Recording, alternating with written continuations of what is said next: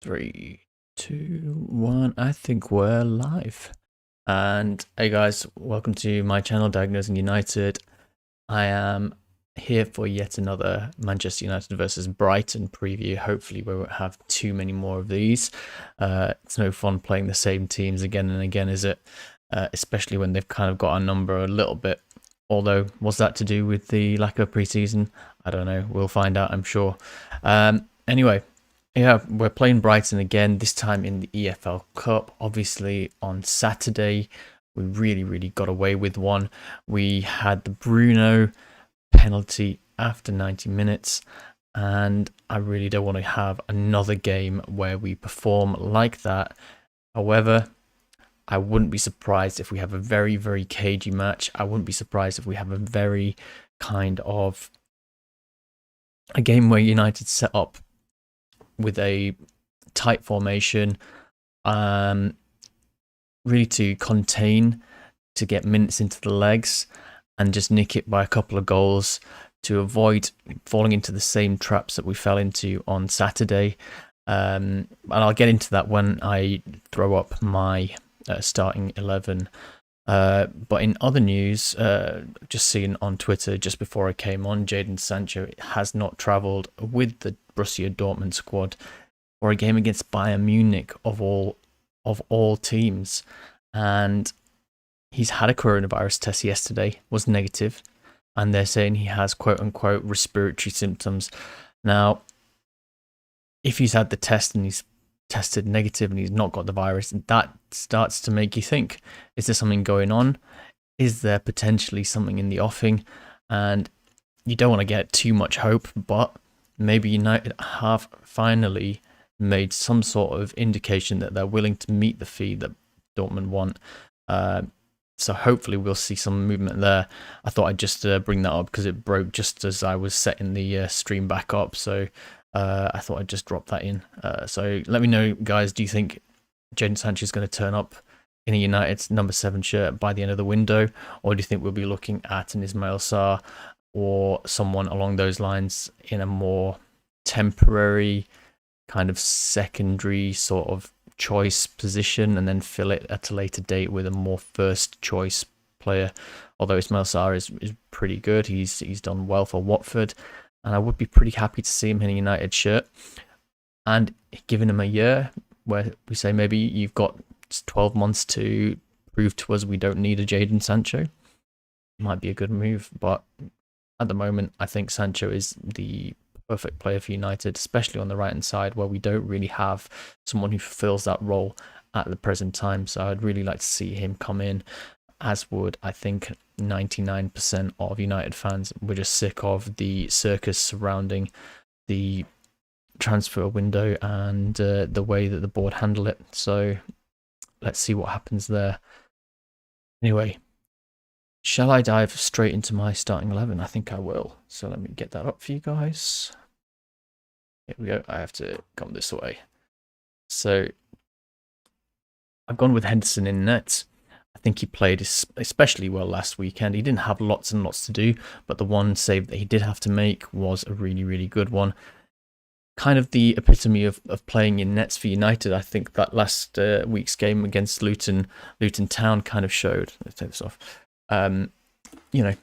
90 minutes where you've got not much to do, and then you're called into action to save the team at 1-0, and then from there make the save, and then we go on to win 3-0, and the strikers came on and turned the game even further in our favour.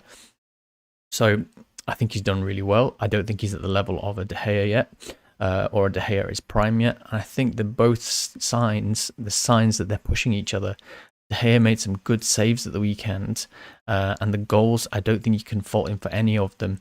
The ones that Brighton scored, obviously one was a penalty, which he had no chance with, which was, just about penalties to be given away. Obviously, Bruno didn't do brilliantly well there, and I think Lamptey did initiate more of the contact, but it was a foul nonetheless.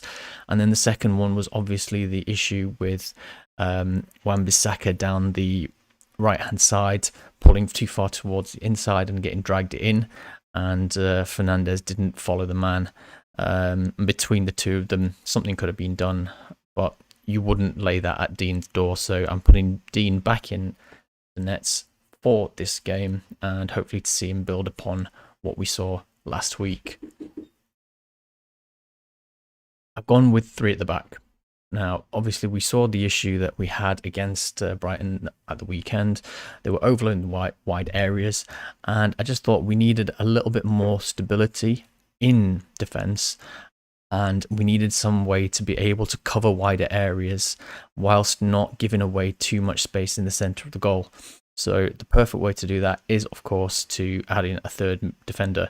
Now, I'm not a fan of Lindelof, everyone knows that, and I do like these 3, so I've gone with Mengi because I think he's got a huge amount of potential. I think there's only him or Tuanzebe. I think one of them's got to step up.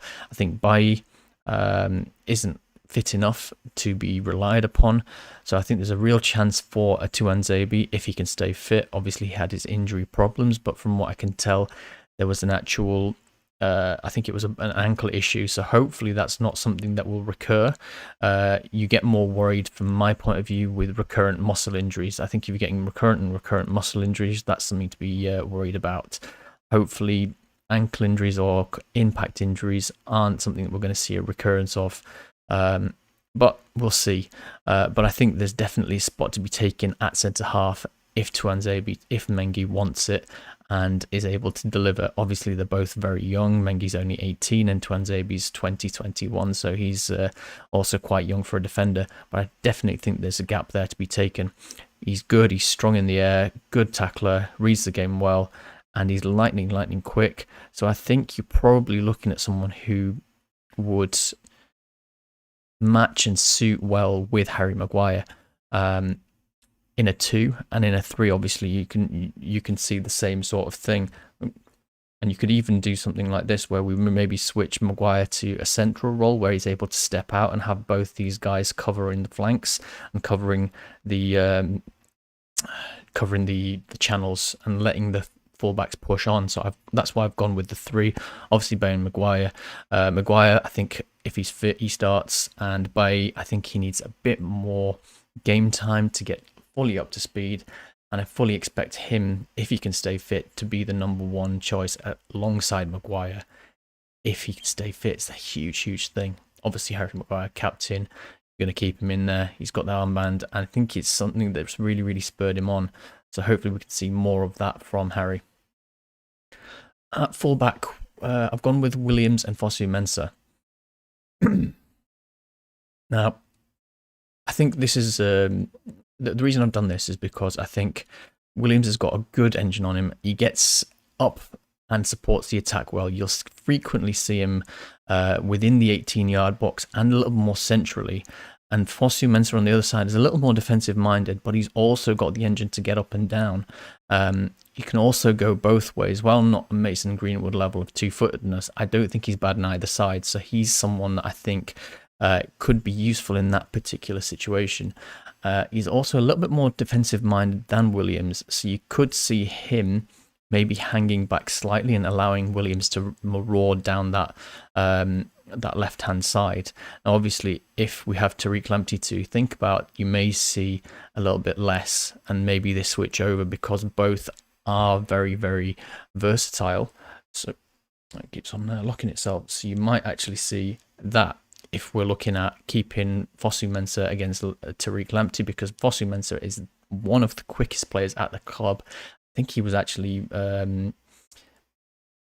recorded as the fastest speed within the club at one point. So he's definitely got the pace to keep up with Lamptey, and I think he's definitely got the physicality to basically go one-on-one with him and beat him. And there was a point where, Fosu-Mensah has been especially good against wide players, and wide players have found it very difficult to get past him. So I wouldn't be surprised if we do see something along those lines. So it could be either way, and it's nice and versatile to have that. Obviously, I'd love to see Ethan Laird, but he's only just got back into first team training today. He is with the first team squad, so hopefully we may see him at some point. But I think this game comes, unfortunately, slightly too early for him. he is a little worried with his injury record at the moment. I really hope it's the similar sort of growing pains that Marcus has had when he was going through the 18, 19 years old area, and hopefully it doesn't affect his career going forward. Moving forwards, I've gone with something a little bit different, as we can see. It's the 3-5-3-2, 3-5-2, however you want to call it. So I've gone Fred and McTominay as a solid base. Fred is decent at progressing the ball, and McTominay is obviously a hard worker and good tackler. I think a lot of what I'm going for with this 11 is a real strong core, unlikely to concede, but also got some quality going forward and some pace going forward in Williams, Fosu-Mensah.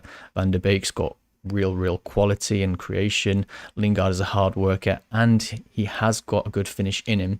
We just need to tease it out of him. Obviously, Greenwood, if you give him a shot, he's going to put it away.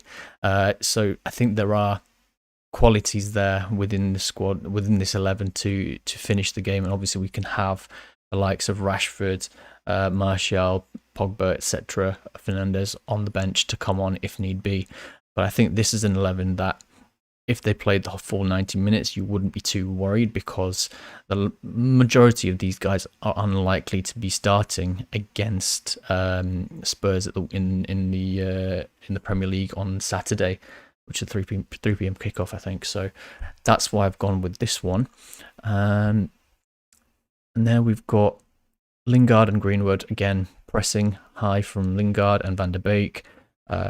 Greenwood is obviously the elite finisher, and he's got that extra quality about him. So I think this should be enough to beat Brighton, but probably in more of a containment kind of style of game, as opposed to a classic swashbuckling Manchester United.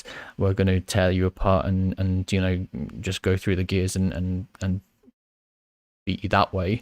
I think this is more of a almost Jose Mourinho-ish sort of side. We're going to sit back, soak up the pressure, and hit you on the break. Got lots of players with obvious pace and quality there, but we've also got enough that if need be, and we have got the possession, that there's just about enough quality to hold possession and make some chances there. I think when we're looking at Van der Beek, Greenwood, and then the wide players of Fosu-Mensah and Williams have actually not been bad at putting balls across and putting balls into the box in the right areas. It's not on the same level as the first 11, the 11 that we're not normally used to seeing. But I think it's an interesting one that we should try and see how it comes. Been mentioned and see what comes of it. So let me know what you think, guys. This is my 11 for the game tomorrow.